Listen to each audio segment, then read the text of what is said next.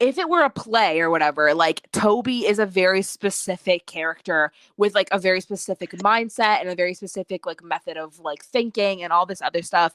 And there Yeah. isn't one moment of that movie where you don't believe that Elvis is Toby. Like Okay. he I plays hear the you. character Toby so well. He is stupid, he is dumb, he is cute, he is like I agree he's with you. he's lovable and he plays that character Yeah. fully truthfully. I think the archetypes that they put Elvis in, this is really interesting.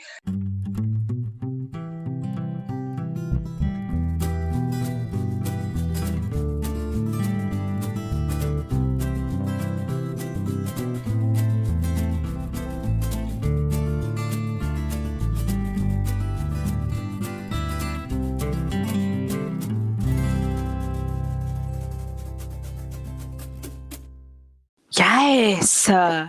He doodle went to town riding on a On a pony. pony. Amazing. Period. Oh my god. If you just die on this call right now and I record We're like finally back with the podcast. We say that every single time, and then it'll be 7 months and we'll have another one out. Like, girl. Yeah, we don't do these often because I just don't have the energy every time to become a tech wizard every time. No. It's literally every single night. And we started off the last one talking about this too, but girl, for real, like, no. It takes it out of me and I like somehow forget, and we both forget how to do it every single time. And we're like, wait. We're like, we didn't FaceTime on the phone. We FaceTimed on the iPad and the laptop and then killed the girl. What do you mean? Literally, we have to like sacrifice a lamb every fucking time. Ooh, that is so funny. Okay, but I am in an Elvis mood. Me too, girl. I mean, and the next step is love. And the next step is sex. Him getting so lit over his own jokes. Can we talk about that? Literally every time, always laughing at himself. Comedian. True. He laughs harder at himself than anybody laughs at. You know what I mean? Except for Charlie. Charlie is always freaking out here going, roar, roar, like, cut that out. He's always got his back, honestly. Like, if you don't have the friend that's laughing at your trash jokes that he tells every single show, what's the point? That's one thing about Elvis. He will tell the same jokes every 5 seconds, every night, every... Oh, if you've ever listened to, like, the freaking live, the 69, like, international album, every single show he tells the same joke to every audience, and they all laugh. And the band laughs, and it's like, hold on, sweetheart. Yeah. My mom will always say, like, imagine, like, having to laugh at the same jokes every night because it's Elvis, and, like, if you don't laugh, you'll be like, did you not think it was funny? Like, girl. I don't think he'd care, but honestly, if you ever see Elvis interact, like, even in On Tour, and that's the way it is, he will tell a joke and then look around to see who's laughing. So maybe that's true. Like, maybe he took it to heart and stuff. No, that's what I'm saying. Like, I feel like you just, like, girl, we all know his personality. Like, what if he, like, turn around and punched you? No, he would never do that. But like, not violent like that. I don't think he's physically violent for no reason. He definitely would not do that. But like, you know how he would like get upset over things. Like, if you don't laugh at his joke, I feel like he would get upset like a little bit. He 100% had like mood swings and things like that because of everything going on. So I see that happening. But that's just a human nature thing. Like, if you tell a joke and everyone's laughing, you want to look around and see who's laughing at me. Like, true. He knows it's funny. And honestly, some of the stuff he does is funny. Like, period. I really think he is quite funny and has a really good sense of humor. I think a lot of big influential artists take themselves way too seriously, and it's like, it's so annoying to have to watch, especially if you don't particularly really like that artist. Like, sometimes I'll see an artist who I don't necessarily not respect, but I'm not like in their corner as a fan, and I see them interact with like fans or even like their own band, and they take it so seriously to a point where it's like, okay, like, calm down, you're not like a brain scientist. No, exactly. I keep thinking of like the what's called Way Down in the Jungle Room album, where it's like all those outtakes from like 76 or whenever the album was released, and they're really, really funny. And so is like the Elvis and Nashville albums. Like, those are really funny ones too. Yeah, I don't know. I like those albums for that reason, that he's just kind of like unhinged and like he goes wild.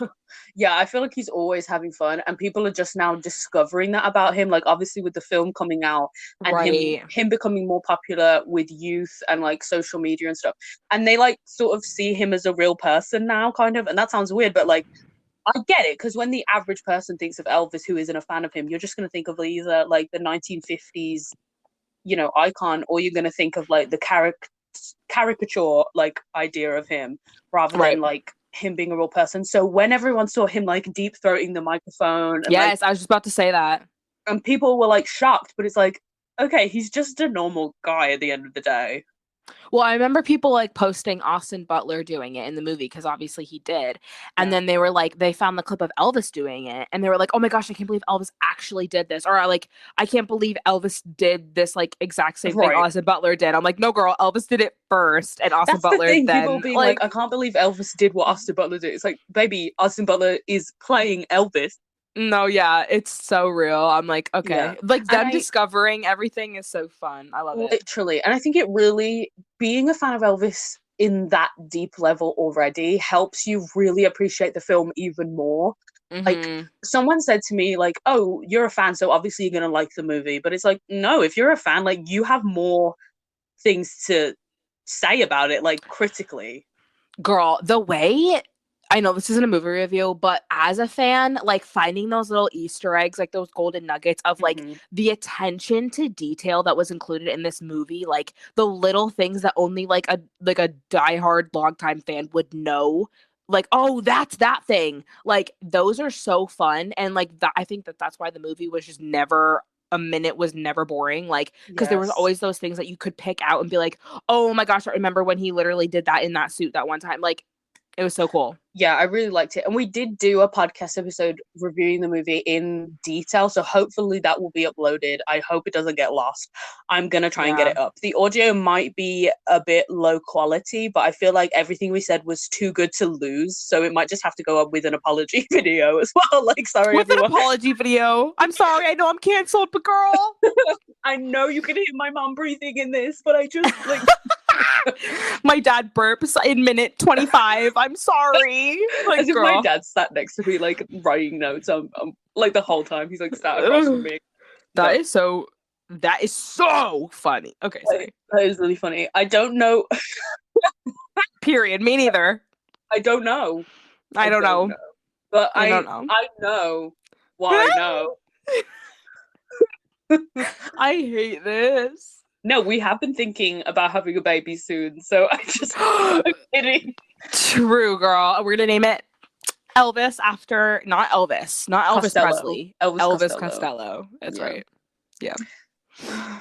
Anyways, so go. So you wanted to talk about like TikTok and things like that. Yeah, I think it was like, okay, so since we posted our last episode, the movie came out, and so I feel like when the movie came out, we kind of like did a lot more on our TikTok page, kind of revamped it. We've been posting a little bit more. So because of the movie and because of us just posting more often, we've gotten like a lot more followers and then a lot more like interaction over there and stuff like that. And I've gotten like a couple, well, me and Maggie both have gotten a couple like comments asking if we're going to like continue doing this podcast, and obviously here we are. So I just wanted to like say hey to the people over there. They're totally different people than like over on Instagram and over on YouTube. Like I'm not familiar with like the fan base over on TikTok, but they seem really nice, or at least the people that have been interacting with us. So I just wanted to say hey, and that hopefully we'll continue doing these. And if you want to follow our Instagram handles, that's connected or like linked to the TikTok page as well. So yeah, hi to all the TikTokers out there in the stratosphere. Yeah. I really like it. I really like making like silly content that isn't necessarily up to par with what I would post on Instagram, but like still content we want to make. It's just like fun. It's more of an outlet, like creatively. Absolutely. I just told you that tonight too, but like I feel like there's no rules anywhere. You can post whatever you want, but I definitely feel like Instagram, for me at least, is a little bit more structured, a little bit more like educational based. I do have like a lot of fun over there too, but it's like TikTok, it's just a different breed. Like it's a different crowd, a different audience, so and like you can post like, I don't know, like get ready with me or something for Memphis, and like people will eat that up. So yeah, I think it's really cool. Like obviously on TikTok, people get like with the algorithm. Can I speak? No. There it is. With the algorithm, like obviously it gets pushed to just people who like anyone could see it. It's not just like on Instagram, only people who see it are the people who look for it. Like it's Right. not necessarily going to be on the explore page for the same amount of people, if that makes sense. Exactly. Oh, and speaking of that too, that's an amazing segue to just a quick little thing I wanted to talk about. Um, People looking for things. So my favorite Elvis book is Destined to Die Young. I talk about this literally every day. I feel like a broken record, but Destined to Die Young by Sally Hodell.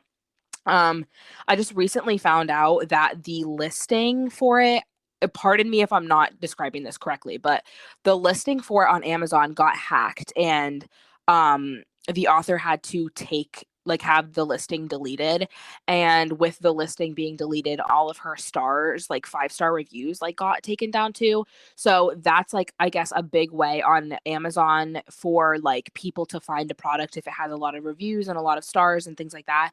And obviously this book, I promote it a lot. I do believe that like it should be read by everyone, and like people who maybe are not even Elvis fans but like are interested in his music or who he was or anything. Like it should be read by everybody, and it's an important book. So um the book, I believe, now is relisted. It just doesn't have those reviews and stars and everything. So if you get a free minute, I'm sure it would not take that long, and you've read the book and you enjoy it, go ahead over to Amazon and give it like a couple star reviews if you liked it, and write a like little nice comment about it.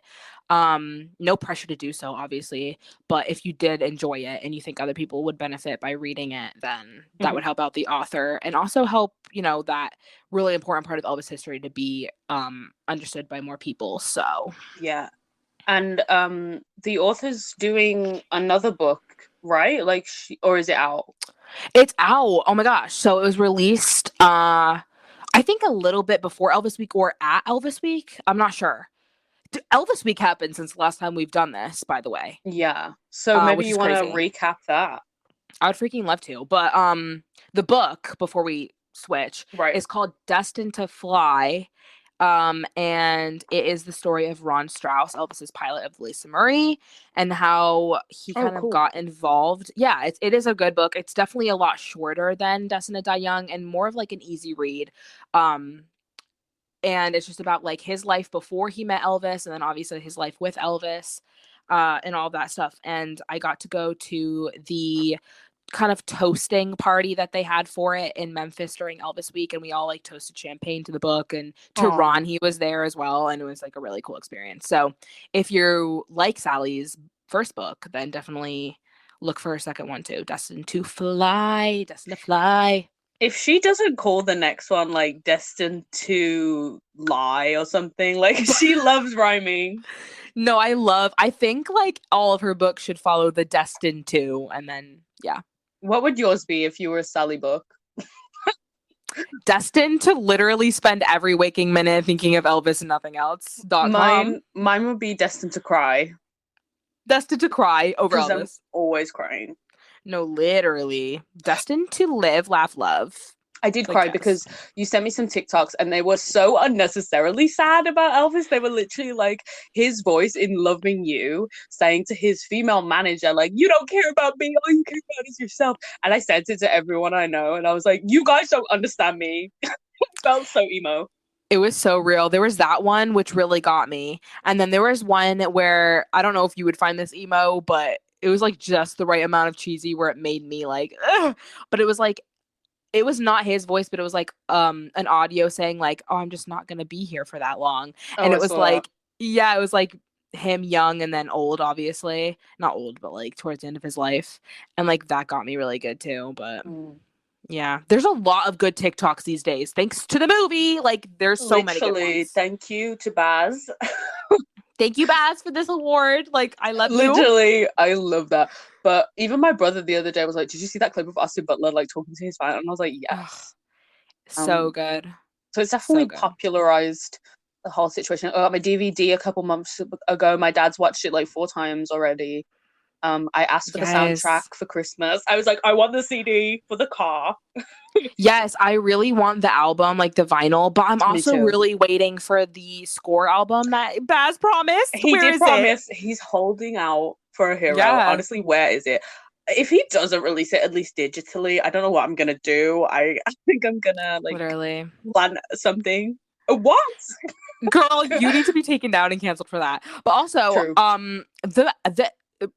the soundtrack is so nostalgic for me now, which just Hmm. sounds weird to say because it was only a couple months ago, but like that time was so lit, and that's the only album that I listened to for like all of the summer because the Yeah. Elvis movie was so hyped for everybody, and like it was just so exciting to be like, oh, I'm gonna go see the movie for the ninth time today. Like I miss it. It was so fun, like that, like when it came out, the buzz and everything of, I just love Yes. going to the cinema. If you know me, you know I like going to the cinema. So I was there every week for like the month it came out, going to see it. I think you went to see it a record amount of times, but I think I went to see Yeah. it 6, 7 times. Close. I went to see it at 9, so we were almost the Okay, same. we're almost the Yeah. same. Period. um, what was it? What was I gonna say? Oh, this one. I think in the soundtrack. Okay, if you let's leave the film. If you just listen to the soundtrack on its own, Yeah, it's a masterpiece. I it really really is. hope. I don't know how like awards work for like soundtracks, whether it counts as an original score or not. I don't know because it's like using old music. I don't know, Girl. but I want it to win something. Yeah, so I feel like in the soundtrack, also it's a masterpiece, and you said it was nominated for an award, which is really cool. Hmm. Um, I feel like there's something in it for everybody. Like me and my mom sat down and listened to it with obviously my brother and my dad, and like my mom loved like the Hound Dog, and my dad loved like the new one with what's the guy? I'm really not explaining it right, but everyone loves something out Right. of it, and everyone Right. got something out of it, and I thought it was really cool how they've made new Elvis music essentially. Like they've made him sound so different. They with those remixes, like Mm-hmm. those like Craw Fever and like there was Summer Kisses Winter Mm, Tears mixed with Feel It in My I don't know if that's right. That one. Anyways, right. but also like the Doja Cat one, like everyone ate that up. Like I I know love that that's gonna win an award for sure. like Song of the Summer, honestly, for me. I really liked it. Yeah. I think it was Jack White did Yeah, Jack White did Power of My Power of, Love. that is my favorite one on the whole thing, which Really? it wouldn't have been if you just watched the movie because it's in it for like I think like 3 seconds. But Right. listening to it, the way they've done like a duet with every Yes. other line being Elvis and then the other, like Yes. it's so beautiful, and it doesn't sound like choppy. Like there's something with, obviously, I mean, they have the best like digital people who can like make it sound amazing, but it Hmm. sounds so good. I remember when they did the Philharmonic a few years ago albums, and they were so cool, and it felt like, oh my god, technology's amazing. Like they've made like Elvis like revamped, and now it's Hmm. like on another level of like they've made new genres that Elvis could have never explored because of when he died. So it's like it's so cool. Yes. Elvis can now be like a disco song, R&B, house music, club music. Like, girl, they could play that in a club and I'd be bumping. Like, and it's Elvis. Like, that's wild. No, you're so right with that. Like there is something he like modernized it enough where it was like not like ripping away the artistry that Elvis put into it, but it was like adding in a little bit of Yeah. modern twist that our generation would love. And it's funny that you Yes. said about the Philharmonic because one of my favorite tracks from it is the Coming Home track. Oh my god, yes. And it's so good because it does give off to me that vibe of the Philharmonic like orchestra and also Yes. Unchained Melody. Like both of them, or like the music, the instrumentals of them are so stunning, and they just added it to the song that already existed. And I'm like, this is giving Yes. Philharmonic. And that's why I'm begging for the score album, because I want the Let It All Hang Out. I mean, Oh, they did release that in the album, but it wasn't the one in the film, because the one in the film had Elvis in the background going, I've been so lonely, baby. And it was yeah. so cool. I was like, it was done with so much thought and effort that it didn't cheapen anything to do with Elvis or like make him out. Because I know that someone tried recently to do Elvis remixes that they actually released. I don't know. You know Girl, what I'm talking about. it was literally like Peloton.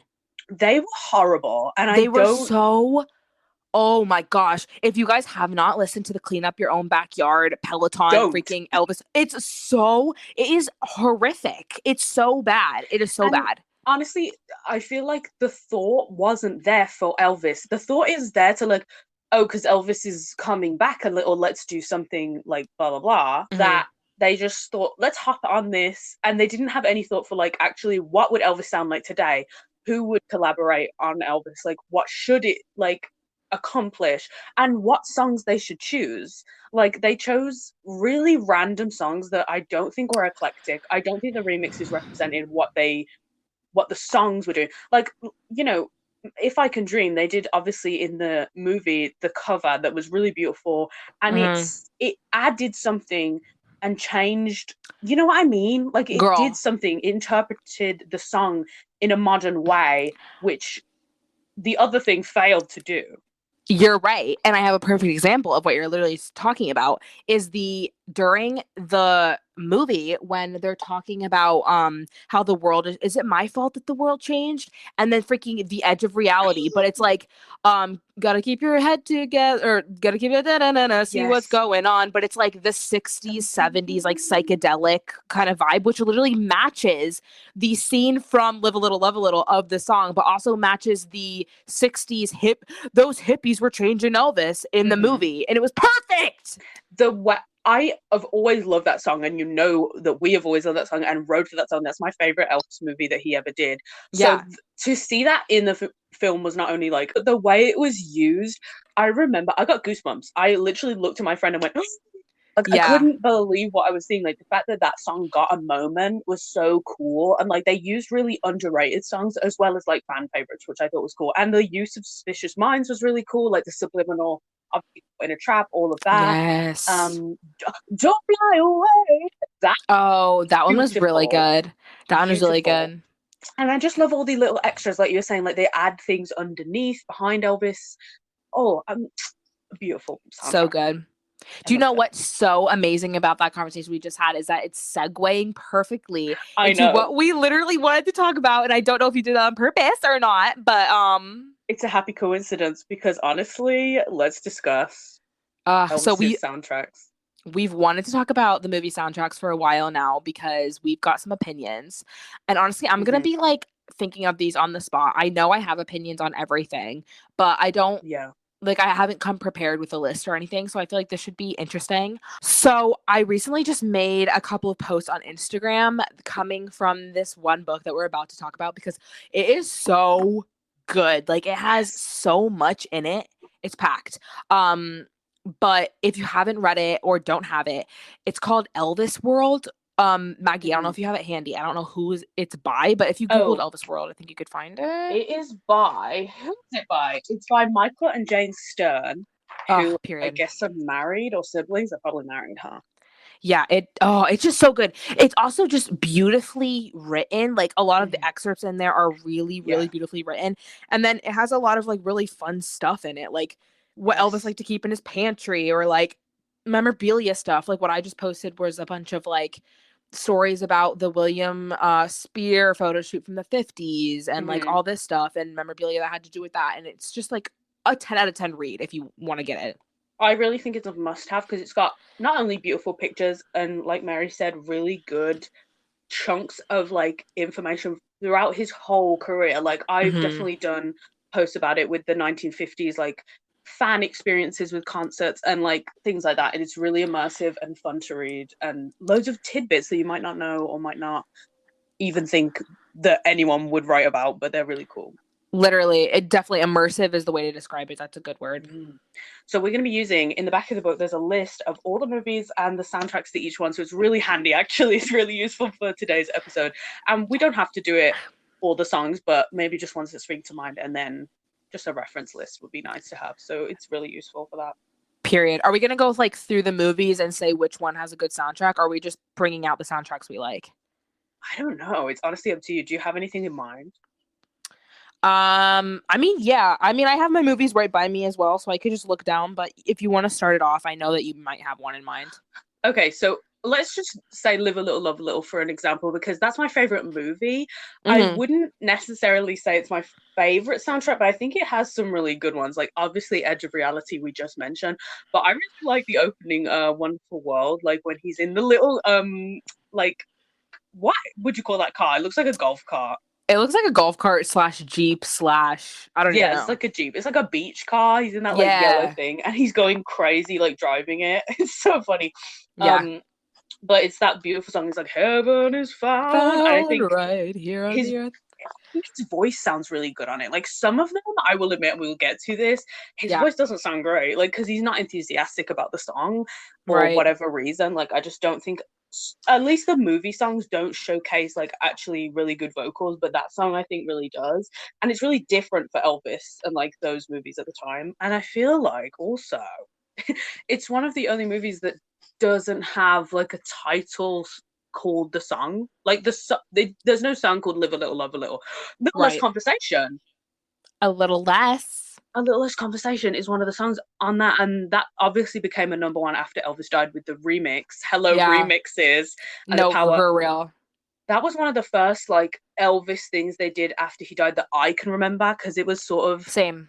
in our lifetime. I mean, it might have been before I was born, but I remember it being huge when I was a Hmm. kid. Yes. Wasn't it for like basketball? It was for a certain sport because I remember it being either football or basketball.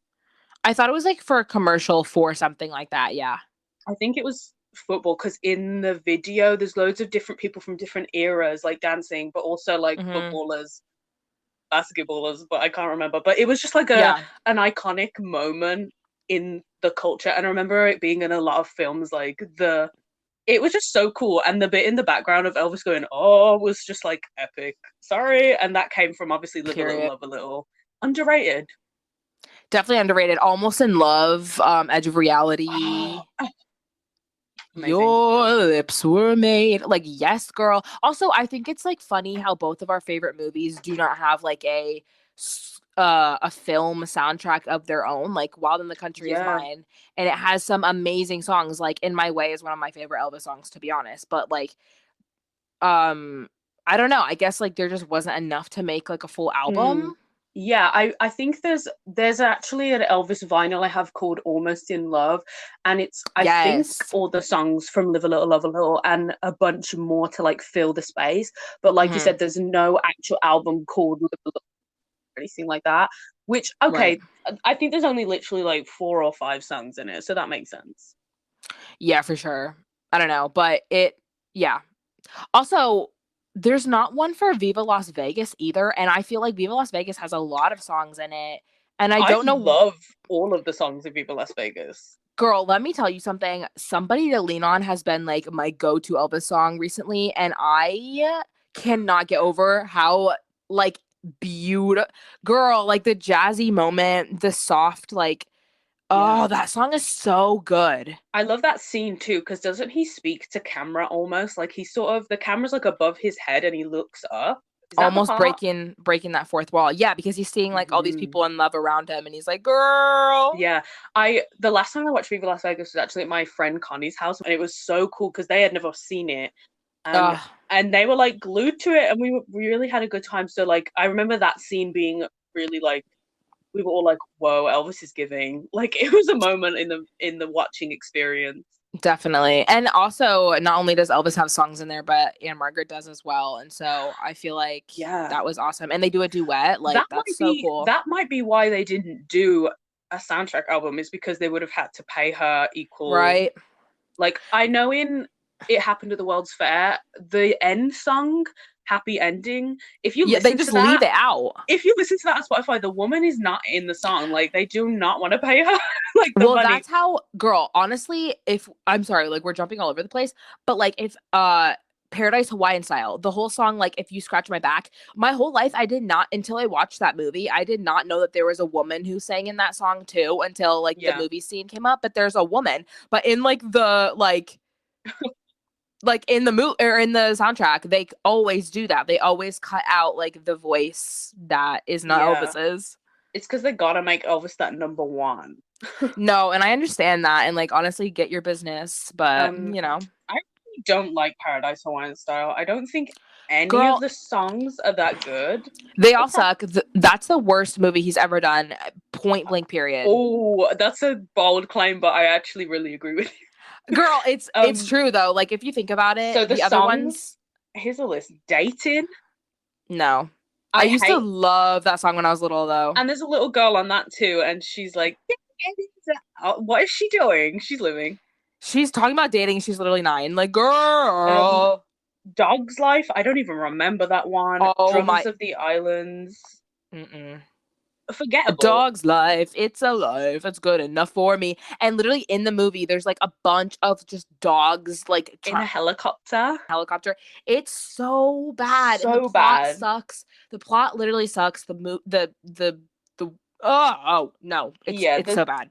there's not one good one. I will say though, Queen of Wahini's Papaya kind of slaps, but it's not good. It does, like, it is very catchy, you know. But Give it Scratch My that. Back, Stop Where You Are, This Is My Heaven. Like what? I don't think I could tell you like the chorus of any of those. Stop Where You Are, maybe that rings a bell. This Is My Heaven is a good one, I feel like, but like Is that outside of even the in the movie, film? I'm gonna sneeze. Rip headphone users. Sorry about that. But yeah, also, how many fucking movies do you need to do in Hawaii? 6? There's like 2. Literally, I remember talking to John about that movie and like just how much I hate it, and he's like, the only good thing about it is the scenery because it is like beautiful. I Like, agree. I feel like they tried to recreate Blue Hawaii. And did you know the tagline for Paradise Hawaiian Style is, "Do you remember Blue Hawaii?" oh my gosh, That's no, the girl, I don't, tagline. because That this is looks nothing like you. Remember Blue Hawaii is literally the tagline. Which, why are you making fun of both of the movies by saying that? Like, you're telling people it's a ripoff of like, what are you talking about? Blue Hawaii is one of his best movies, period. Like, it's like a good time, feel good movie, but it isn't cheesy. And I feel like that could be said for GI Blues too. Like, I don't think it is. I think the acting from all of the actors is really great. Honestly, like, it's funny and the plot makes a lot of sense, and it's a good entertaining movie without being like slapstick. Yeah, I think it's like a romp and like, a Mm-hmm. rom-com type like style movie of the Mm-hmm. time. And honestly, but I think it is the beginning of the end for Elvis movies. Like, it really sets the precedent for what they were trying to recreate after that. Because the success of it was huge. Like, Absolutely. I think, what was his biggest movie was Love Me Tender. For like, tell me if I'm wrong. Like, the biggest box office was the first one he ever did. I'll take your word for it. I'm not sure, but I could see it. I believe that's true. And then the rest, sort of, they made money. Like, I'm not gonna, like, they never flopped as in like they lost money, but they were never lost money, right? They were never critically acclaimed, like, so they were counted as flops in my opinion. But Blue White is one of his biggest like soundtrack albums because of Can't Help Falling in Love, which is obviously that girl. Mm-hmm. But also, sorry, nope. I love Kuuipo, is that how you say it? Kuuipo, I love you. I love that. And I love Aloha Oi. I love the Hawaiian ones. And I also love, because in Lilo and Stitch, if you've ever seen it, they sing that on the hammock, like they sing it together. And obviously that whole movie has a bunch of Elvis songs, but I like that they sort of took that Hawaiian connection and like made it their own in that movie. Just a little Easter egg. No, I do love Lilo and Stitch for that reason only. No, not for that reason only, but girl, I was also just gonna say, like, I think this is such a fun Elvis trivia moment, but I believe the only like Elvis movie nominated for a award of like magnitude, a Golden Globe actually, was Girls, Girls, Girls. It was Girls, Girls, Girls. I was gonna say that. What? Like, what do you mean? It must have been a slow year for movies because I don't know why they would ever. I mean, there's so many better Elvis movies than that didn't get anything. So it's like, wait a minute, a Golden Globe? Like, what are you doing? Literally a Golden Globe for his acting. That girl, what do you mean? But it's like, that one isn't the worst one. But if there was any movie that was award worthy, like, are we talking like King Creole? Are we talking Wild in the Country? Are we talking like, those movies are so acting heavy? Yeah, and I think it's such a shame that he never even got like the accolade of being nominated for something at all, like, other than that, like, stuff. Literally. I do like the soundtrack in Girls, Girls, Girls, though. The soundtrack is lit in that one. Except some of them suck. Like, I don't like the Shrimp song. I know you like it. I think it sucks. I do not like that song. Oh, you mentioned it a couple times. No, not the song of the Shrimp. I like I like, girl, you're thinking Barefoot Ballad. Barefoot Ballad is my jam. No. Didn't you do something with? No, I know Barefoot Ballad. Like, obviously, we'll get Oh, to that. when I was little, Thanks to the Rolling Sea or girl, something. yes, thanks to the Rolling Sea, I used to make my one friend sing like "Thanks to the Rollin', Rollin', Rollin', thanks to the Rollin' Sea," and I would be singing Elvis's part. But girl, I'm a different person now. I've changed. I love Earth Boy. I love Girls, Girls, Girls, the title song. I love Girls, Girls, Girls, the end version, because he does it a bit more. There's like a reprise at the end where he says like all the nationalities of different girls and stuff like that. I think it's cool. Yeah. Like better than the one that's like actually the opening one. Return to Sender is in the soundtrack. Classic. Which is I mean, that's a number one, isn't it? Return to Sender is like one of the most, I feel like, iconic Elvis songs. That's like, if it's not a number one, it's a top 50. Like, it's a really big Elvis song. Well, it's on the Golden Hits album, so it's a hit. Okay. Yeah. I Don't Want to Be Tied. Isn't Mama in Girls, Girls, Girls? Mama's so sweet, Mama's so not. Yeah. It's not listed on this list, so maybe it's when he gives her a present and they have that big party for her, right? Yeah. Yeah. Yes. And then like his adopted mom? No. Yes, I think that's in that movie. He brings Laurel to the party. I thought he had Chinese parents in that movie. He did not. Those are his friends. Where but they call him their son. I don't know, but that's where they went, and then they got stuck on the island, and they got stuck on the island, and they slept there, and then they like went out onto the deck during the rain and like kissed, and it was cute. Okay, I think those are his parents, and then the mama are like his grandparents, like adopted, of course. I really don't know because the plot makes zero sense to me, so that's actually so true. Why is he a fisherman in a lot of them? Like, why is he always doing something on a boat? They love putting him on boats. He's hot and sexy doing it. Have you seen him in Girls, Girls, Girls? He looks incredible. Yeah, he looks so good. He's always on like a train, plane, automobile. Like he's always got like a vehicle that he's doing. Like, I cannot. Maybe unpopular opinion. I don't think it is, but I don't hate them, but I'm just so bored whenever they make him like a race car driver. I'm like, I can't watch this. I swear. They always make him something to do with a vehicle. Like Clambake, he's a boat racer. Viva Las Vegas, he's a car racer. Yes. Isn't Speedway obviously cars? Roustabout, he's on a motorbike. Like he's always got a vehicle of some sort that he's doing. Also, always. even what's it called? Kid Galahad, he's doing up a car in that one too. Yes, he is. Yeah. He's always like a professional something. Like Easy Come Easy Go. Like why is he a scuba diver? Diver? I hate Easy Come Easy Go, and I will never ever like listen to reason because no. I think there are worse ones. I really do. 5% of Easy Come Easy Go is literally 10%, 15%, 20% of that movie is some weird stunt double underwater looking at dirt. Like it's so annoying. Like no, like the 45-minute scene of the stunt double like touching the rock underneath the water. Like girl, like it's such a waste of my life. Like what? Of my life. No, I like the parts where it's like it is like kind of a sign of the times where the girl's like, this is like a happening or whatever, and then like there's all those artists and stuff like that. I like that. But like the whole thing where he's like, I need the treasure. Like, girl, it's annoying. Yeah, there's a surreal moment. It's very like, okay, we get it.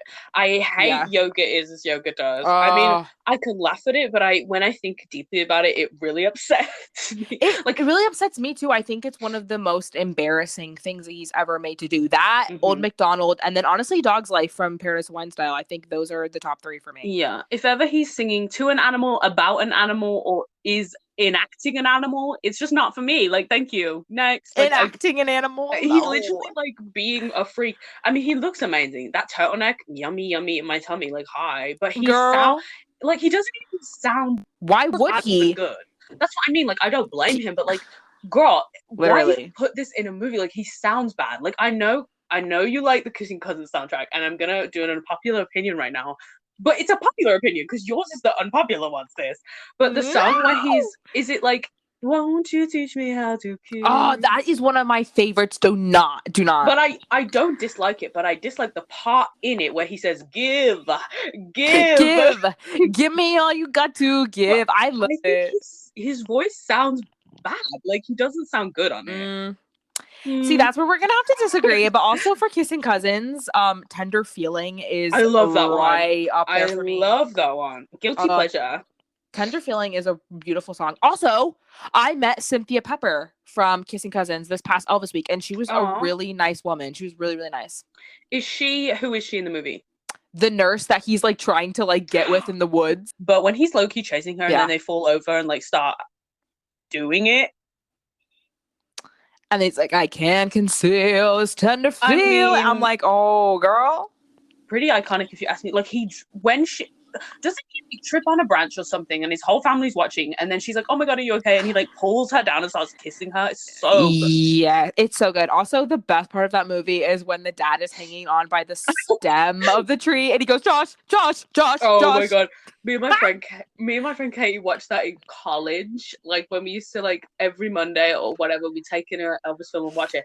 That, we were busting laughing. It was so funny. So Josh, funny. I'm gonna die, Josh. Like, I'm what gonna are you die. That guy who plays that character, he also played in Follow That Dream, and he's honestly really funny. He's a good comedian actor. He is funny. Follow That Dream, honestly underrated, but also I forget about it.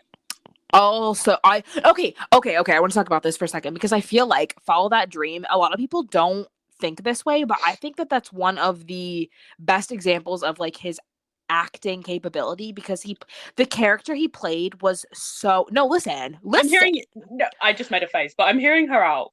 No, she is. And like the thing is that okay, so if it were a play or whatever, like Toby is a very specific character with like a very specific mindset and a very specific like method of like thinking and all this other stuff. And there isn't one moment of that movie where you don't believe that Elvis is Toby. Like Okay. he plays the character Toby so well. He is stupid. He is dumb. He is cute. He is like I agree with you. He's lovable and he plays that character fully truthfully. I think the archetypes that they put Elvis in, this is really interesting, is obviously the rebel. Okay, so they made him a rebel in honestly the first movie, Love Me Tender. He's a bit of a rebel in that towards the end. Spoiler, it's I thought 100 years old. I'm like, right.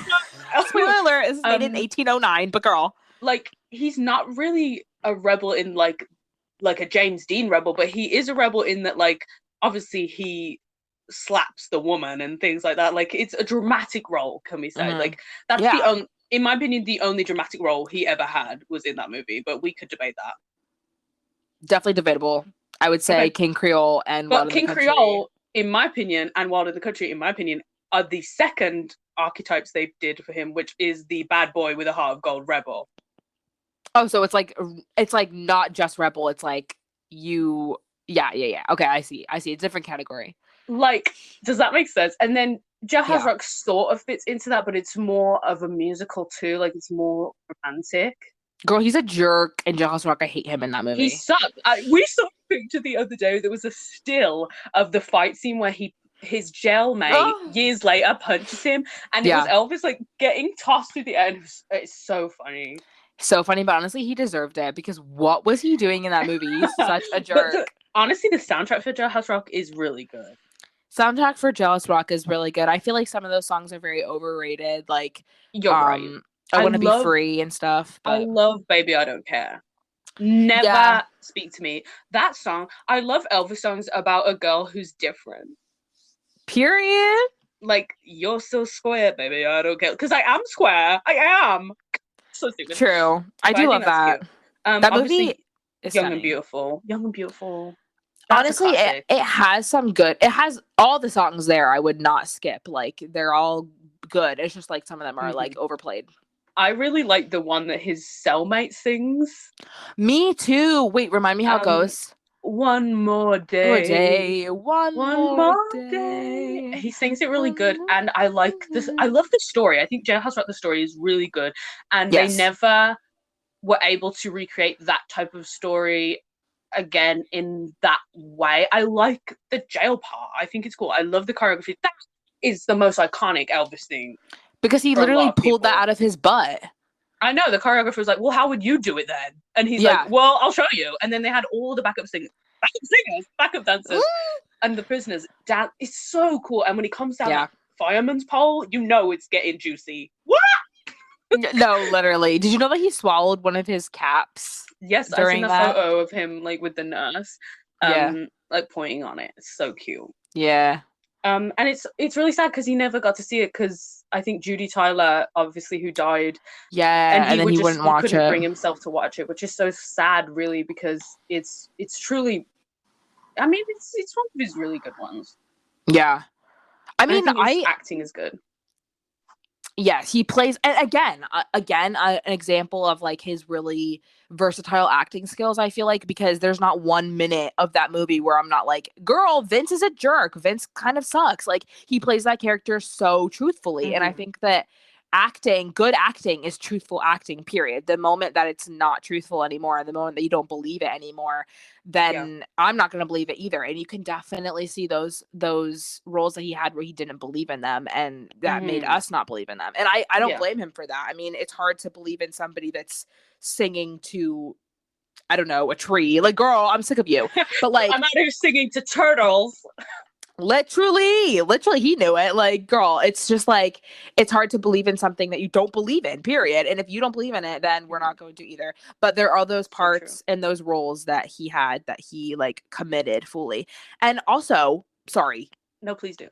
Also, when I was talking to Cynthia Pepper over Elvis Week, she was saying like Cousins isn't like one of those dramatic roles for him, maybe one that like he wasn't as excited about, but like those stories of him like coming to rehearsal with everybody's lines memorized, the script in hand, ready to go. He would show up on days that like he didn't need to be there for filming. Did he do that even for a movie that he like maybe wouldn't have enjoyed as much? And she was like, oh, he was literally there all the time, even when he didn't need to be. He knew everybody's lines. He was asking me questions about my character, like trying to connect our characters together. Like, he was fully invested in it, even though they didn't give him crap to work with. I'm like, I think that's so cool. And it's the mark of a natural actor. Like, even though, I mean, that movie is dog shit. I'm sorry. It really is. Like, and half of them are like, so it's really hard. It must have been heartbreaking, honestly. That, like, if you deep it, it must have been heartbreaking, honestly, to actually know that you could be potentially really good at something and want to be so good at it, and you have no material. It's like an artist with no pen. Like, what are you meant to do? Exactly. Well, the thing is that when we say that they're trash and they're garbage, like, we're looking at them from a lens of like me. I mean, we have both like experienced good cinematic moments in our life from an objective point of view. Yes, and so we're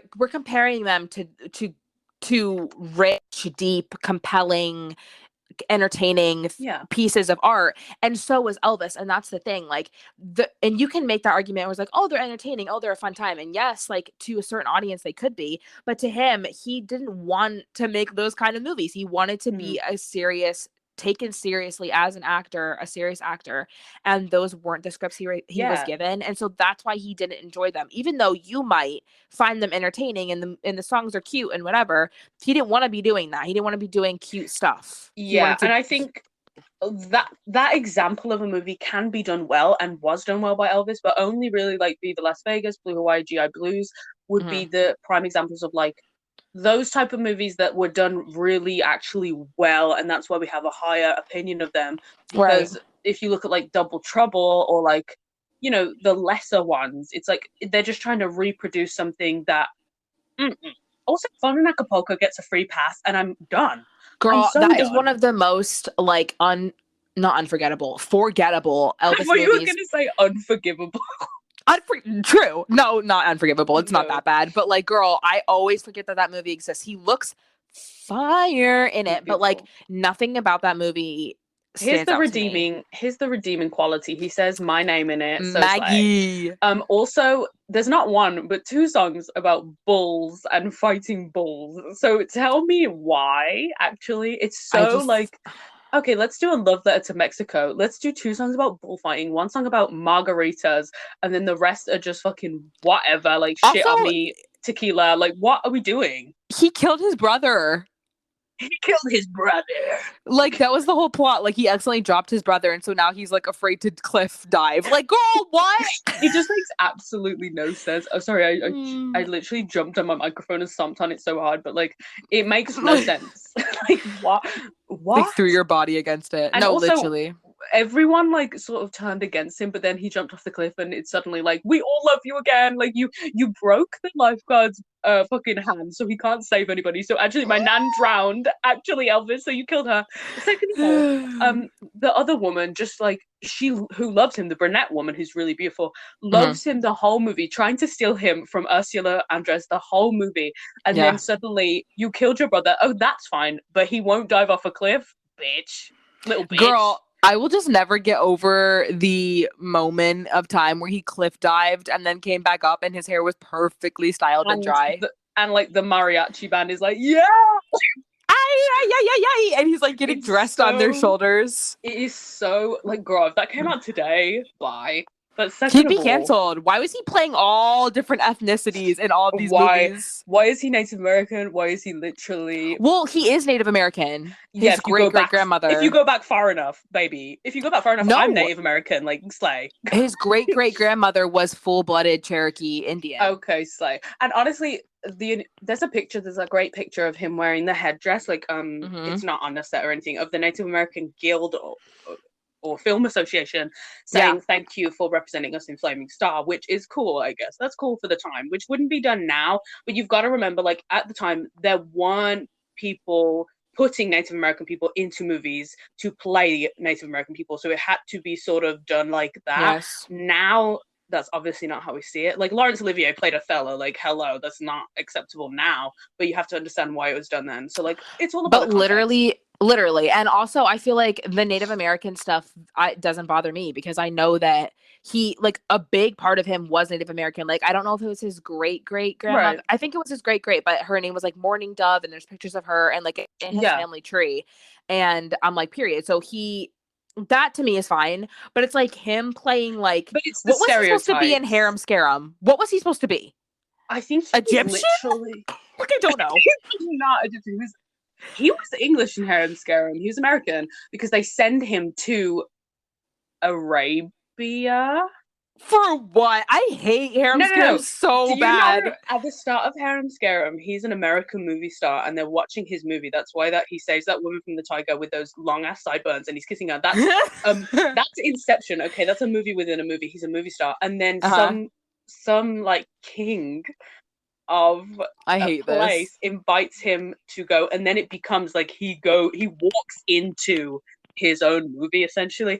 I really don't understand what Harem Scarum's about, but he's got mascara on and Kiss Me, like, honestly, a mirage. No, girl, listen to me right now. So basically, I hate Harem Scarum with my whole life. I've only watched it once. I know what you're gonna say, but the soundtrack is one of the most banging ones out there. It's really good. It's so good. So Close Yet So Far is one of the best gems, forgotten, underrated Elvis songs in a movie. When he's looking out of the prison bars and he's like, waiting for you. You best believe I'm out here popping every bone in my body, baby. And Tambourine. That was so good. No, those are so good. But what's the one where he's like, live each day as if it were your last and love while you may. What's that one? Kismet? No. Wait, let me find it. I have a list here. So sands of time are running out. Like, what is it? Oh, wait. Kismet, Mirage, My Desert Serenade. No. Shake That Tambourine, So Close It So Far, Go East, Young Man, and Golden Coins. Golden Coins I bring to you. It might be Golden Coins. And Hey Little Girl. I forgot about that one. Yikes. Hey little girl, you sure look good. No, big yikes. Also, there's a little, like, footnote here about Harem Scarum. So it says, this is really interesting, actually. It says, Elvis eagerly made Harem Scarum because it fulfilled his boyhood fantasy of being Valentino. You pulled that out of your butt. He never said that. I don't think so. I think you didn't say that, baby. That's in the book. No, I'm saying the author. I'm saying Elvis. Elvis said that? Elvis 100%. That's like he's like a character actor, right? Or that's a character in, like, Latin film or foreign film. I'm sure Priscilla put that, and that's probably why they have put that in the book. But I remember reading Elvis and Me, and Priscilla saying they were together during Harem Scarum, and he used to come home in the makeup and in partial costume, and she would live. I hate this Do idea. you remember? Like, and they would role play. Listen, Okay, so since this is like a no filter podcast, I want to say that every single time Priscilla says something like, "Oh, he once told me that." I'm like, "Did he though?" Because I just feel like yeah. I feel like the one time that he told you that he screamed at hold on. The one time that you said that he screamed at you for telling him that you like Jailhouse Rock or whatever song that you said you liked because he said to stay out of his business about movies and the work that he does. I'm like, something just tells me that like he wouldn't come home and talk about his career to you. No, he 100%. Well, she's on set of a lot of those movies in that era. She's on set of Stay Away Joe. She's on set of. Is she? Because Yes, wasn't he having affairs with everyone? baby, there's pictures of her on set of Charo. There's pictures of her on set of like maybe not Stay Away Joe, but definitely Charo. There's pictures of her on set and Live a Little, Interesting. Love a Little. So she was there, baby, when he was doing these the deeds. But That's interesting to me.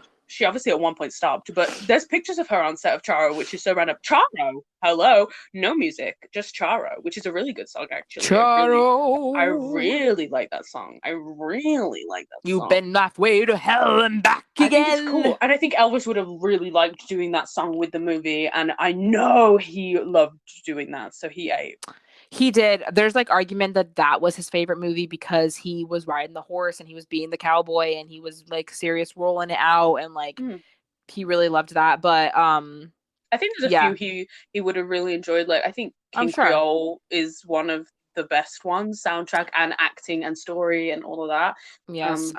I mean, how can there are some good movies that he made, so like I'm sure that he had a couple that he enjoyed, even if it Yeah, wasn't like the movie that he loves, like he the just had a process fun of time. making it. I mean, Yeah. Stay Away Joe, you can tell he's having a blast. Oh, But he's having a blast. Dominic, He begged for that song not to be released, girl. he begged, and that's so funny because it wasn't released in his lifetime, like not on a soundtrack version. But obviously, after he died, it was. But like, that's so funny that that's the song he said, "Don't you dare!" Like every other song, like "Oh McDonald" was fine.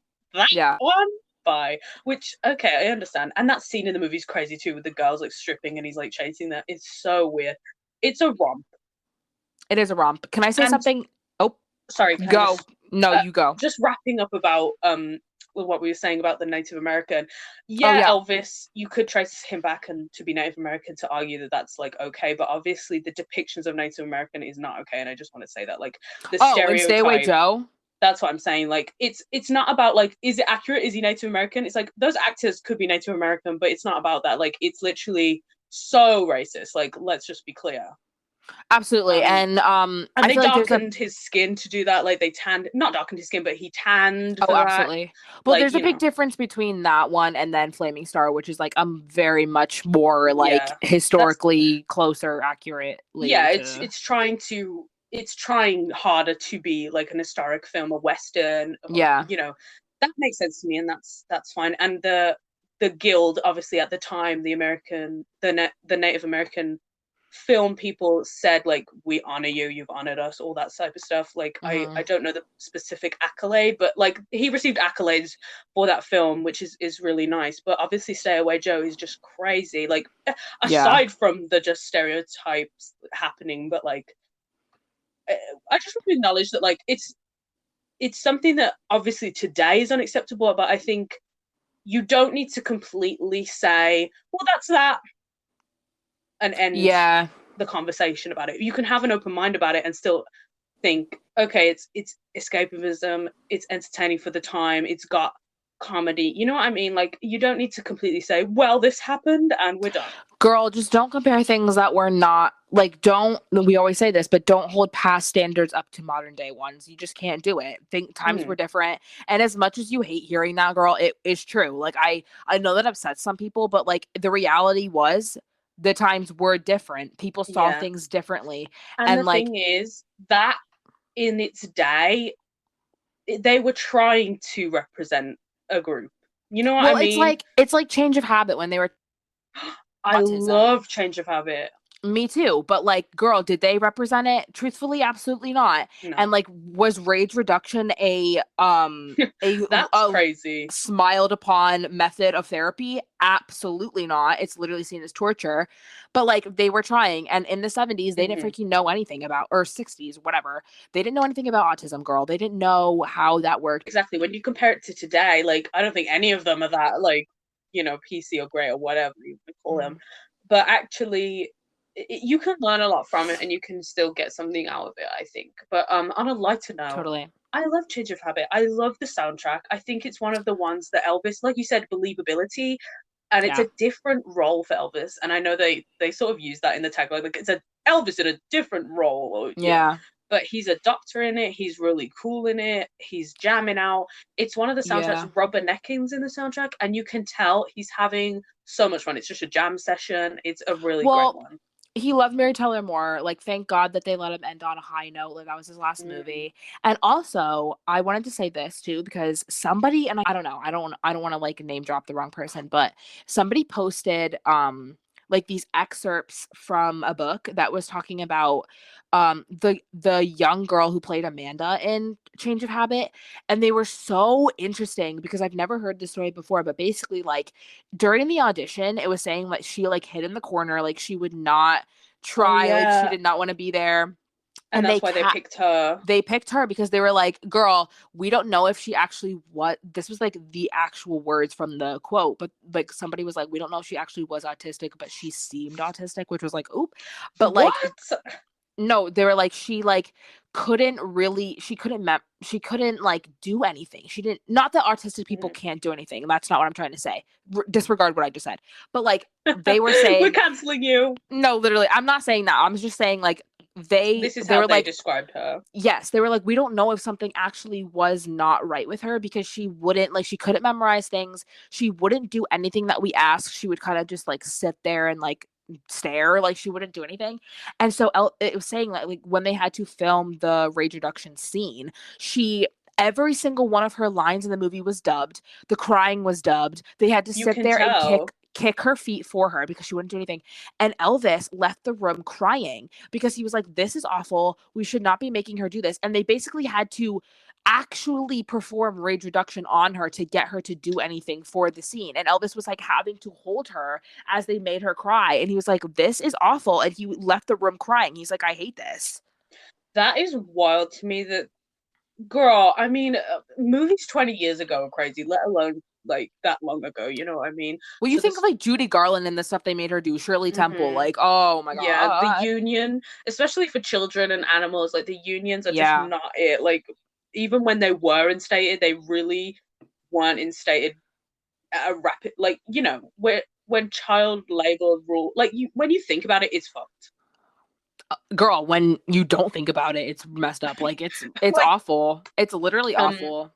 but she is really memorable actually in that film, like not to disregard everything we just said, but like she plays a great part in it. Like she is really good. So I don't know if she's still kicking, but like I hope she's proud of it wherever she is, or I hope at the time she was proud Yeah. of it. It's Yeah. really hard actually to think that like she had clearly a traumatic time doing that. Which is like maybe the reason, because I always thought about that too. I was like, you never hear from her. Like she never does anything like interview wise or anything, but maybe it's because like that movie was such a traumatic thing for Yeah. her. I'd Yeah. love to know like what the tears are on that. But like it makes I don't want to say it makes the movie better or anything because obviously that could have done without it and would have been fine. But Mhm. it makes it seem more real, like in that sense. Like Mary Tyler Moore in it is obviously she opposes it in the movie, like her character opposes it. So Yeah. I don't know. I don't know how. I don't want to justify it. I don't think it's right. I think it's really weird. Well, in the movie, like she's saying like she doesn't think it's like the most effective way. She'd rather try patience and love and all this Mm, stuff.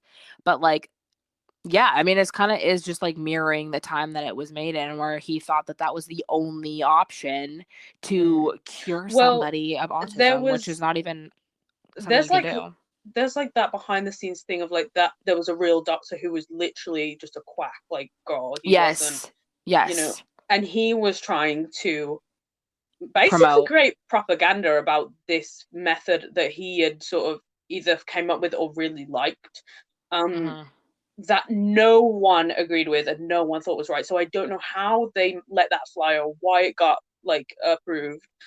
Right. Um, but it just goes to show how little control actually Elvis had. Oh my gosh, none. And he literally, I always think back to that like interview that he made for On Tour that they literally cut and they wouldn't even include, where he I was talking know. about like, girl, I like people think I He didn't was care physically about. ill. Yeah, he's like, people think I didn't care about what I was doing or what I made, but I literally cared so much that it made me Mhm. sick. Like it made me ill. Yeah. And uh, I mean, not to keep talking about change of habit, but I think it's really Yeah. like it's a weird one to end his movie career on because if you think about it, all of them are sort of like cheesy musicals, with no dark themes, no like nothing to think about. They're all like escapist movies, which again, like you can get something from if you like that type of thing, which I definitely have enjoyed Elvis movies to laugh at and like, Yeah. listen to the soundtracks of. But Change of Habit has like obviously racial issues, feminist issues. There's a rape scene, there's, drug use, there's that Yep. autism thing. Like it's like they've just sort of said, let's do the craziest, like but starring Elvis. It's like it's so But like surprising. you think about the time, like you think about 1969 and like you think Hmm. about the ghetto, you think about But you Black don't think about America. Elvis, like, and No. you don't think Elvis would star in something like that. So I think it's a really cool thing that his career ended with that right at the last, like, okay, this is the I don't know who obviously picked this movie um for Elvis because obviously they were all like hand picked and written and Yeah. stuff. But it feels like it shouldn't star Elvis. I'm really glad it did because I'm glad he at least got to do something with an interesting plot, you know what I mean, and an interesting role that is really believable again. But Yeah. like, it feels like not an Elvis movie.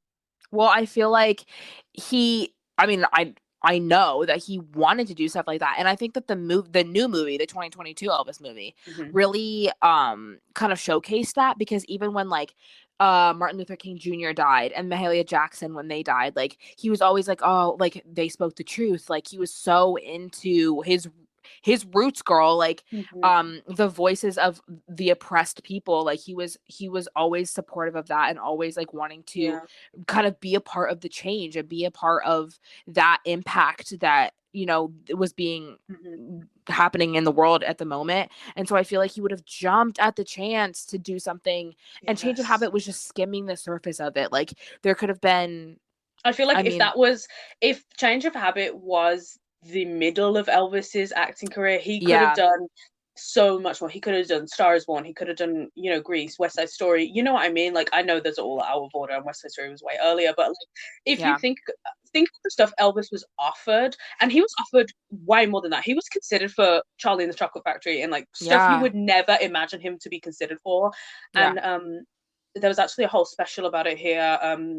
Elaine Page did like a radio show about all of Elvis's like would be roles. And That's odd. Wait, it we it should was do really that. cool. I'll link it somewhere. I'll find it. But she said stuff that I didn't even know. Like the Charlie and Chocolate Factory. I was like, what? Like I could picture it.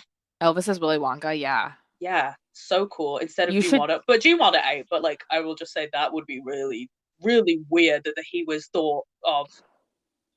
yeah. Girl, send me that link. I want to know. I will. There was another one, like a really famous Western, and I can't remember for the life of me what it was called, but it's one I've obviously heard of. But Hmm. they said, oh, he shouldn't do it because the character's too gritty. Like, because the Ugh. character's like a bad person, like morally, like, Yes, and that was always the thing, like messing with the image that Elvis had to uphold. Because if you think about it, like I hate that because I've mentioned before I act and I go to school for acting, and it's like I'm typecasted a lot. It's like, oh, Mary wouldn't play that kind of role because she's Mary, but it's like the point of acting is like acting, girl. Like Yeah. you could be anyone, you could be anyone. But for Elvis, it's like, oh, you got to be careful the way that you're portraying him on the screen because, Mhm. people could get the wrong. It's the same thing with like dating. Like, it's like, oh, you have to be single because people are going to want to like know Yeah. that you're an option. Like, I mean, girl. what's weird to me, and my mom pointed out a while ago, not recently, but I sort of said like, oh, Elvis gets married at like in most of his movies at the end, like the Hmm. main person, and she was like, he gets married, like that's so. She like couldn't. imagine him getting married in a film. And I was like, no, like he does, like, because my mom doesn't watch obviously Yeah. religiously. Yeah. But she was like, wait, does he have kids in any of the movies? I'm like, no, but there's always a kid in them. Like he never has children of his own, but there's Right. always like a kid sidekick. So it's like implied like, oh, he's father material, he's husband material, but he's not a dad. Yeah. Yes. Yes. He's not. Like He's it's not old. it's always implied, and he's never married at the beginning or a couple in the beginning. No. Right? Like You're maybe he right. is in like the odd one, but I can't think right now if he I don't actually think so, is. girl. I don't think I'm looking at my no. He never starts in a committing relationship anyway, or there's like a journey to get there, which is Right. obviously that's because a lot of the plots are like rom-coms, right? So it wouldn't make sense. But like it's always the end goal. So it's very like, I mean, you could analyze it all day long, and we sort of have, baby. Yeah. No, I love it's a good topic though. I love it. What else? What else? I was gonna say I feel like Girl Happy has a really good soundtrack. It's just fun and like Oh, I beachy. I love Go Happy. It's such a beach movie. Like if you beach movie is its own genre anyway. In that era, like the '60s beach movies. There's a movie called Where the Boys Are, that has Dolores Yes. Hart in it and Connie Francis, and it is Girl Happy, but like a more serious version of Girl Happy, and it is Mm-hmm. so good, like spring break, but like a bunch of stuff goes down. But I love that movie. Mm-hmm. Why is it Go Happy where he goes to prison and like dresses as a woman? Yes, yes, They have him yes. like dressed in drag, which it's not full drag. You like he doesn't wear a dress or anything, but like he's a woman. Well, he's trying to get out of the prison because it's an all girls like they threw all the girls in there. So if he just Why? like one man walking out, they're gonna be like, oh, all of them shacked up with like this one guy, so he had to dress as a woman to get out of the prison. It's so weird. And also, there's like a stripper scene or a go-go dancer scene with the Yes, newspaper. Shelly. She goes to see the sort of burlesque show. Yeah, Uh, and then she later does it to rebel. yeah. So it's kind of Yeah, interesting, like the weird themes and like tropes of the time, like the movements that were happening. yeah. Um, I mean, they're always whack. I hate, oh my god, what's it in? Like, I think it's Easy Come Easy Go when they spin the wheel of like all the different girls. Oh, It's so step right disgusting up to to me. the love machine. It's I literally that hate one. that. I hate that. And I'm not even Yeah, like, I would never watch an Elvis film from like a feminist point of view. I am a feminist, but you can't watch an Elvis film and be a feminist, if that makes sense. So you have yeah. to sort of switch that off, which I can do, but a lot of people could take that to Well, heart because and be like, well, feminism, this movie, but it's like, but it wasn't the era of that type of movie. Like they weren't trying to do anything different or go girl, against the grain. You know what I true. mean? No, exactly. And feminism was literally just starting as a concept. So it's like, Yeah. girl, nobody was out here like, well, is this fair to women? Like, I girl, feel nobody like cared. change of habit is one of those that actually could be you could interpret that as feminism. Like Yeah. there's a lot for women in that movie and like it's questioned, but that's also the point of the movie. Like the characters are flawed to Yeah. showcase the flaws of the ghetto and that like uneducatedness and things like that. So I think it actually really works. Well, Honestly, yeah. so slay. Is there anything where Elvis like rides a dolphin? I feel like there is. Girl, no, but he does sit on a surfboard in Blue Hawaii for no reason. He's just like That's true. chilling. The stuff they had Elvis doing is so whack. Like clam bake. I mean, we were talking about clam bake recently and how it's not actually that bad compared to some of them. Like Yeah, the clam bake, plot is good. I think the name clam bake just makes it a lightning rod for like this is the worst one. Clam bake. Also, just like "Who Needs Money" is the worst freaking song in the whole Ew, thing. but the guy But that made do the duet is so bad. I can't. girl, also, this always floors me every single time I remember it. But Bill Bixby is in that movie, and he was such an Oh, iconic actor. And I'm like, why is he in Clam Bake? literally. Why? And Angela Lansbury in Blue Hawaii, like they got really good actors to Mary be in Tyler these. Moore. Literally, and Yeah, it's like hold on, what a freaking what's and her name? Morticia Adams, yes, and King Creole. Also, though, like Carolyn Jones. There we go. Carolyn Jones, yes. And then I was gonna say Shelley Fabre, like she was like a pretty popular like child teen actor. Like she was in Father Knows Best. Father Knows Best? Yeah, I think. Yeah, She was in like a bunch of stuff growing up. She was in Mickey Mouse Clubhouse. Like that was like a huge that's thing with cool. Annette Funicello. Um But yeah, she was pretty well known too. So it's like Mhm. these well known, like Tuesday Weld. Honestly, she was well known. Yeah, and even like, oh my goodness, I've forgotten her Oh, name. Hope Deb Lang. Hope Lang. Who's she? She played so Tuesday Weld, Hope Lang, and Millie Perkins Oh, they're in Wild in the all. Oh, Country. Miss Parkins, amazing. She played Anne Frank. Yes, and Frank. They were all like really well known Um, actors. Hope Lang was in Peyton Place. Have you ever seen that one? no. She was in that one. That was a good one. I'm hungry. Hello, like there's so many Oh my gosh, yeah. amazing actors that were like accompanying hello accompanying Mm. accom Accompanying. Elvis There in it the is. movies. I can't deal. Right. And you can tell like he enjoys working with more Oh experienced yeah. actors and like ones he can play off of more Mm. and ones who like get it. I feel like well that's one of the reasons he loved working on Viva Las Vegas with Anne Margaret because she challenged him to like be an artist, like be an acting job is an Mm-hmm. artistic job and she really challenged him with that. Frankie and Johnny were lovers. That is so not unforgettable. I keep saying this, say unforgettable. Like honestly, forgettable. I know you like Frankie and I Johnny, do and like honestly, he it. looks amazing in it. But the plot is so boring. I have to sit up. I was lying down. I have to sit up right now. Okay, no worries. Frankie and Johnny is not good. No, girl, But the plot's boring, but aesthetically, it's but beautiful. he looks amazing. The aesthetics, the colors, everything. The way it's set on a boat is so cozy to me. Specifically, I don't want to talk about it, but I Mm-hmm. love, dramatic Yeah. irony, things like that are just hallmarks of like a good romp.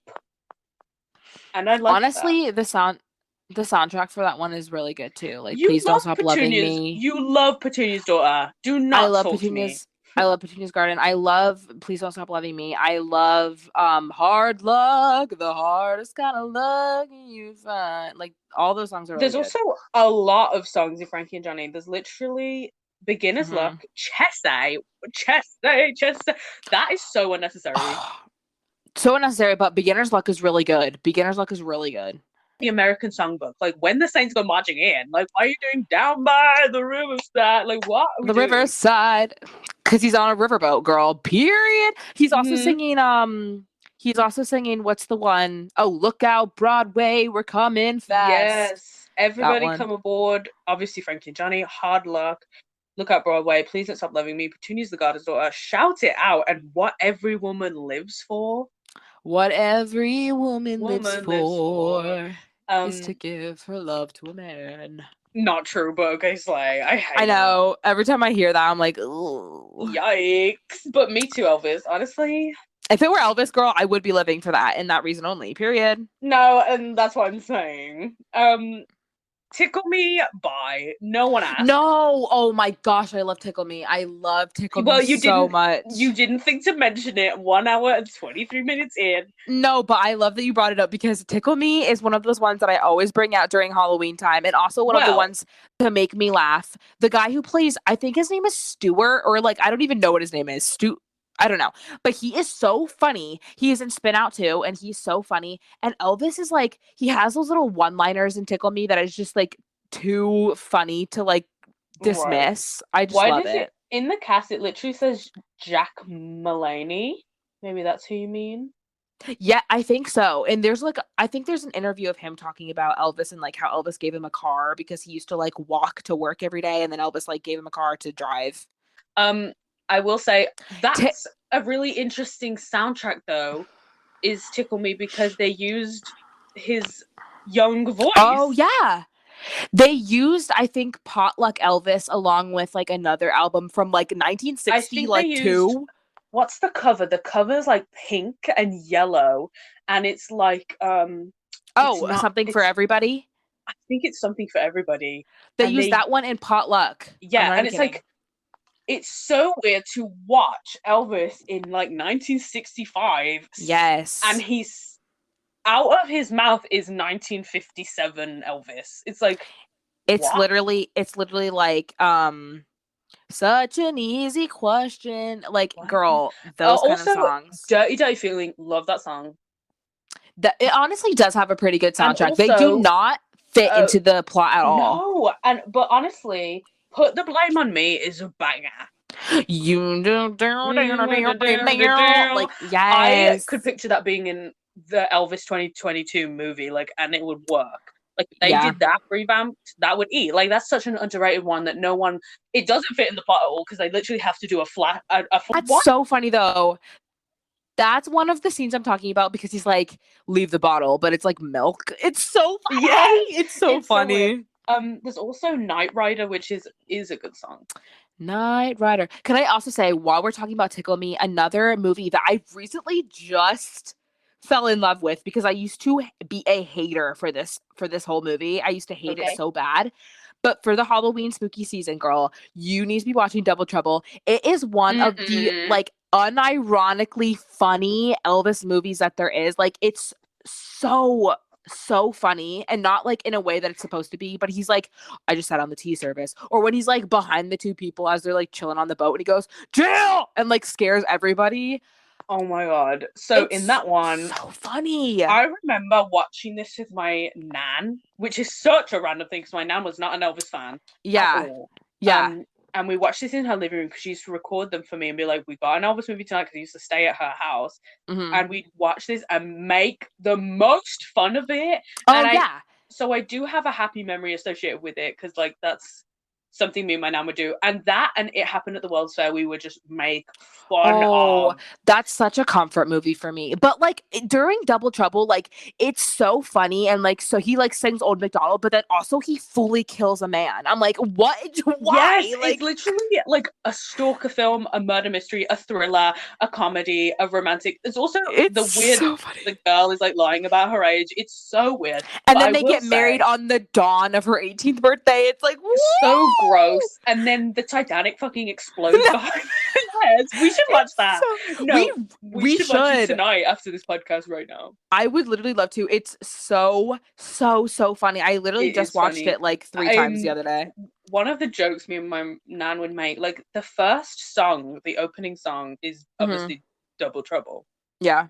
Is it called Double Trouble? Or Baby If You'll Give Me All Your Love? That's a different one. There's 2 songs. I think it's Double Trouble. And Double Trouble, it has to be because it's Double Trouble. There's obviously camera angle, and he spreads his legs open in the camera's face and says, twice as much as anybody else, oh yeah. And me and my nan, dirty-minded queens, would look at each other like, twice as much as, excuse me? As twice who, girl? Twice as much of what? No, with literally. Your crotch in my face. Like, what is this?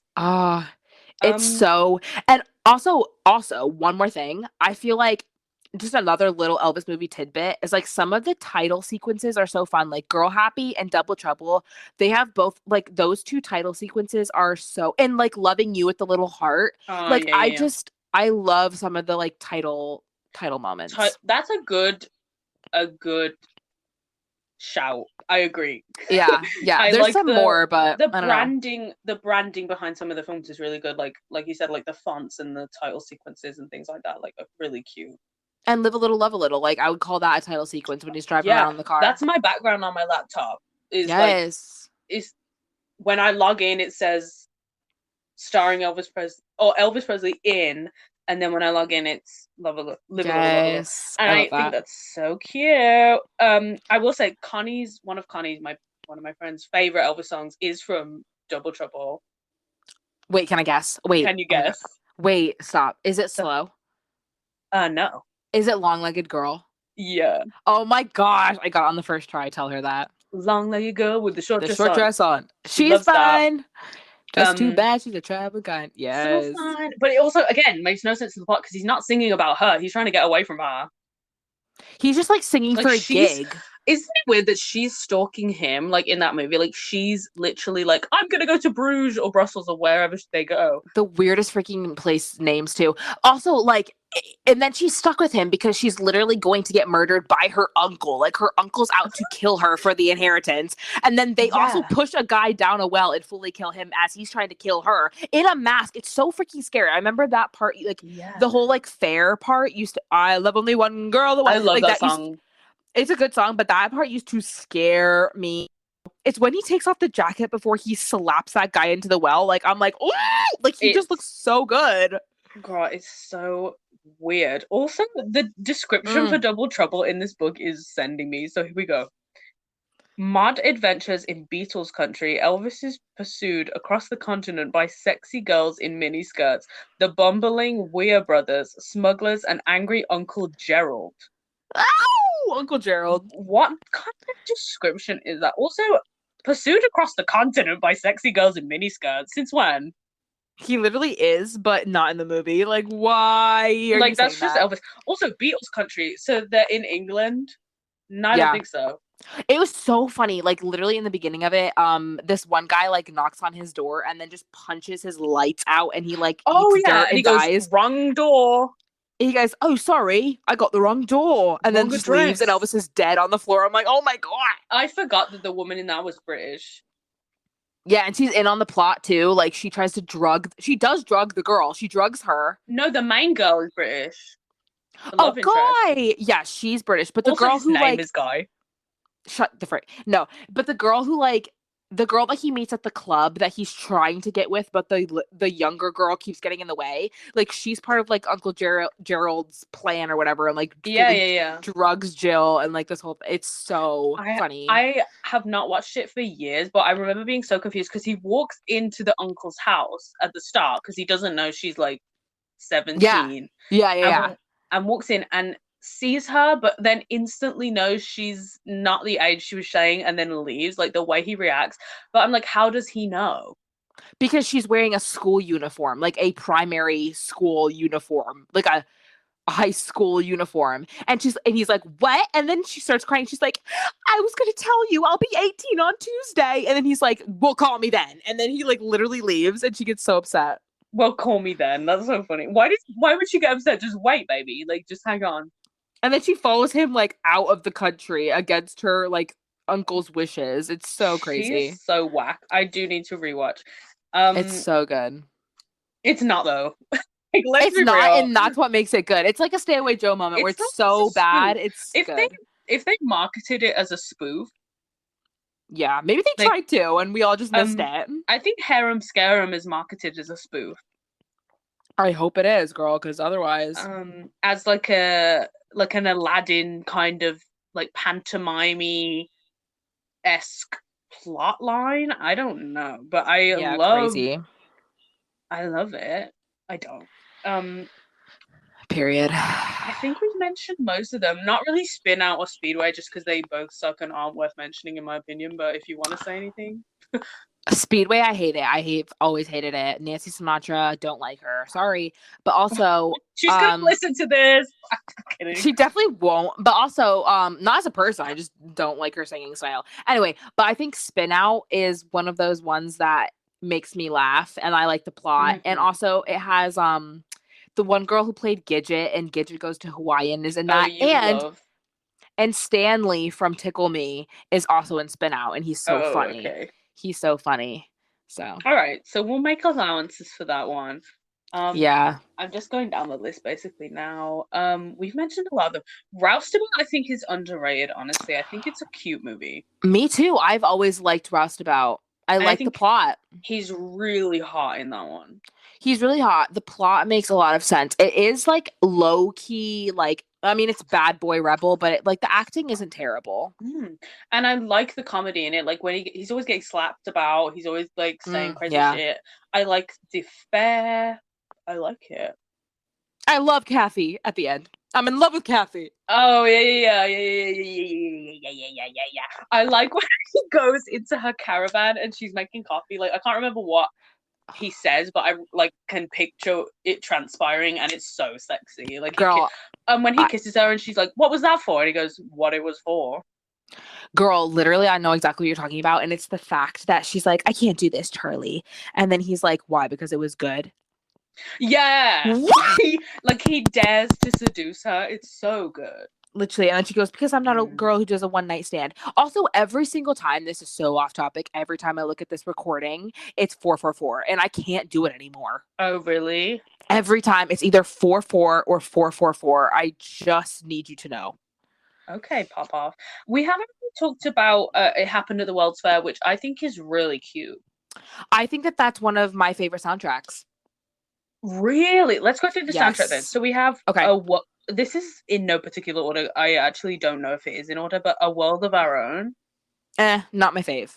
When we're in a world A of world our of our own. own. Cute, but not one of my faves. Beyond the Bend, that's kind of cute, but A cute irrelevant. one. Yeah, cute Again, though, one. is he flying a plane or isn't he? He's always got some Yes. weird mode of transport he's obsessed with. I gotta get my boat because my dad built it. I've got to save my plane. I've got to, like, what are you doing with all these fucking vehicles? Hello?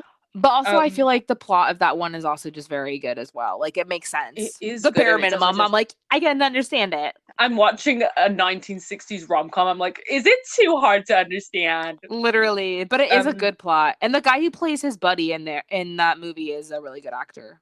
Yeah, he's a freak. Oh, period. Sorry. That got Ew. me. Oh. Okay. Like, so rude, and for what? I don't. Yeah, he's stupid. Like, all right. I just said it and didn't think about it, and now I'm thinking about it, and I'm like, calm down. Like, he's a freak in the sheets. Like, okay. He's a very freaky girl. Like, what? Okay. The guy need to pick up to okay, we gotta go. Literally, okay. Cotton Candy Land, which obviously they revamped for Stevie Nicks in the new movie, and I love it. I love Elvis singing it. I wish it was Stevie Nicks beat Elvis. Yeah, that'd be lit. That would be lit. But someone could probably do that if you're intelligent enough. Like, put her in. But Snowman, Starman, that's how she sings. So good. And I love how. Do you remember when we would be like, this is a tidbit. So we would be FaceTiming, and in the middle of the FaceTime, I would say like a line from that song, but I can't remember. Now, England. But what was it? I do not remember what you're saying. Oh, please, because in that version they say Snowman instead of Sandman, obviously with the Colonel connections, and yeah, I just so need good. to do it. Hold on, Snowman's coming. Yeah, we can cut this out, but I just need to. No, leave it in. Yeah, he's coming. He'll take you by the hill. Oh, there, I got it. He'll say 1, 2. It's so funny the way she sings it, and I love Stevie Nicks. Edge of 17. Yeah. So, girl, freaking, he'll say 1, 2, 3, and you will be. It got me. It's just that little soundbite in my head. So funny. So funny. But I do really love how they made it like really like spooky, eerie, kind of like with the Colonel reference. Like, yeah. Ooh, and so good. I remember when they announced Stevie Nicks was going to be on the soundtrack, when they did that big like featuring, and it was the biggest list ever. I was like, okay, Eminem, Doja Cat, Stevie Nicks, Jack White, so many people, you know, Shankar, everybody. Mm-hmm. Was it Shankar? Is that her name? Shankar was the one who passed away, but the other one, and Yola. Stunning. But they were both in the soundtrack, and they both did a killer job. Period. Happy ending in It Happened at the World's Fair. I love happy ending. I love happy ending. One boy meets girl, and then like so good. Period. I love Relax. I love Relax. Oh my god, cute. Oh, One Broken Heart for Sale. I love that song. Oh, that bangs. That always gets stuck in my head. And so does Happy Ending, because I used to listen to it on walking to school, which is so random. But I used to listen to it on YouTube so I could hear the woman. We love her. I watched when I had COVID. I had COVID coming back from Elvis Week 2021. And I was sick as a dog, but I was literally in bed for like a week and a half. And I played that movie on repeat for a week and a half straight. So now it's just turned into like my comfort movie, and I love it. Yeah, I love the woman in it. I think she's really good in it. Her name is written here. It's Joan O'Brien, and then Vicky 2 is the little girl. I think that's how you say her name. She's so sweet, so good in it, and yes, it's so hard to find child actors even now, let alone like back in the day, and she's so cute in it. And I love the plot. I love when she's heating up her little thermometer in the radiator and she like tricks him. I love that she is trying, she like plays Cupid for him and the nurse, like I love that he overfeeds her. Like, that character just doesn't know not. Like, they eat the popcorn. That montage is so sweet when he's like buying her lunch food. Mr. Mike, and then obviously gets her really sick, and then instantly afterwards she's like, I'm hungry. Like, I I so love cute. it. Oh, that's my doggy. Like, so Oh cute. my god, yes, the big dog. The big red dog, which appears also in another movie, and I can't think which one. Say Away Joe. Girl, yes, it's in what's her face's bedroom, I feel like. Yes, it's in the girls' Girl, bedroom. like, I'm into movie memorabilia so hard, but unfortunately not a lot of it exists anymore. But Mm, I would love to know where that is. Like, where's that huge red dog? yeah. Or just like even a little like replica of it. Like, obviously I feel Yeah. like, sorry, EPE doesn't capitalize enough on like obscure Elvis references, just because I feel Yeah. like they themselves don't even know them. But that's shade. But Can you make merch? Can you listen with to the me? dog, Merch design, the dog, and then under it says Mr. Mike. yeah, Can you? Because I would buy it right now. yeah. I wanted to do a cutout of the dog, so I might do two. Okay, period. Or just the dog, yeah. But I feel like a shirt that says Mr. Mike on it, like, oh, I love designs Mr. that only like Elvis fans would understand. Like that one Mm, that Matthew made, taking care of Elvis on Instagram. That oh, one that he made amazing. that it's the guitar and then it says, oops, I broke the whole thing. Nobody would understand that but us, and I love it. It's so true. I remember seeing it and instantly, obviously knowing that that's the scene in Elvis on Tour on the plane where they Yeah. give him that fucking thing and say, "Well, you've never played guitar," and he's like, "No." Girl, Like, you've never played guitar, right? He literally has been playing it since 1922. Like, he's girl. literally like, "I started out on the guitar, but thanks so much." Like, it's so Yeah. embarrassing, but He's I being love that so nice reference. to that guy. And he's like, okay, so He's like, what kind do you of want me to do for you? Like, girl. he's kind of taking the mick though. He's like chewing gum, laughing. Like, I love him so much. Elvis chewing gum. Like the bare minimum. Elvis breathing. Yes. Elvis, when he palpitates, like what? Girl, Um, I need to go to bed in 1 minute, 1 hour and 42 this minutes. episode is 1 minute long. Like, stop. Too long. Okay, do you want to quickly mention though, Kid Galahad, Follow That Dream, Wild in the Oh, Country? shut your mouth because you know that you saved the best for last. Mm, your fave. Wild in the Country and Kid Galahad are my two favorite Elvis movies ever. Also, King Mhm. Creole. I would say Okay, top top three. five. Oh, top Oh, five. I would say top five because I need to pick like a top five. So I would say Wild in the Country, Kid Galahad, King Creole, Change of Habit, and I feel like that fifth gets like jumped Mm, around, but right now it is Double Trouble. It is. that's so funny. I'd say Yeah. mine in no particular order because again, like it's always changing. I would Yeah. do. I know my top three would 100%, without a doubt, in my Yeah. mind, Oh, be Loving You too. I love that one. loving you, Yeah. live a little, love a little, Hmm. and I'm gonna say it. What? And I'm Uh, gonna say it. Crickets. and I'm gonna say it. Popular opinion, King Creole. True. King Creole is on everybody's top whatever list. Like it just It's is. it's just good, and I probably watched it the most. Also, I'm Yeah. gonna bang It's so in Viva good. Las Vegas. I love Viva Las Vegas. I think it's really good. Mm. Um, and let's do a shout out to. Oh my goodness! Let me recite this list right now. Charo. Okay, no, I do like Charo, but it wouldn't be in my top five. Okay, Love Me Jailhouse. Tender. I like Love Me Tender, but it wouldn't be in my top five. Jailhouse Rock, No. no. Um, Uh. maybe like you said, like Wild in the Country is really good. Wild in the Country. I always love Wild in the Country because like it deviates. Is that the right word? I don't know. Yeah, It deviates from the program that he's put into, yeah, like the cycle of roles, because at the end he literally puts himself first and doesn't get with a girl. And I love that. Like he goes to college, like he's going to learn. At the end of yeah, it, he doesn't go and like get married or start like a relationship. And I love like the therapy aspect of it. Like he's going to therapy yeah. trying to like better himself. So good. I love it. And it's a great role It for is him. good. Like he plays it so well. Yeah, and Change of Habit also is a really good one. So yeah, Yeah. that's what I would Period. pick. I loved Um, this episode so bad. I love talking about the me movies. too. Me too. And you could on. I mean, this could be a two-parter, but we'll just do it in a bulk because you know Yeah. you guys know how to pause it and then come back when you feel like it. I don't need to do two parts. True. I don't need to work that hard for you, but honestly, period. I hope the audio was better. I hope it was okay. We did do a lot of overlapped speech. Okay, guys, until we meet again. May God bless you. Adios. Adios. Dun, dun, dun, dun. Girl, I can't stop. Dun, dun, dun, dun, dun.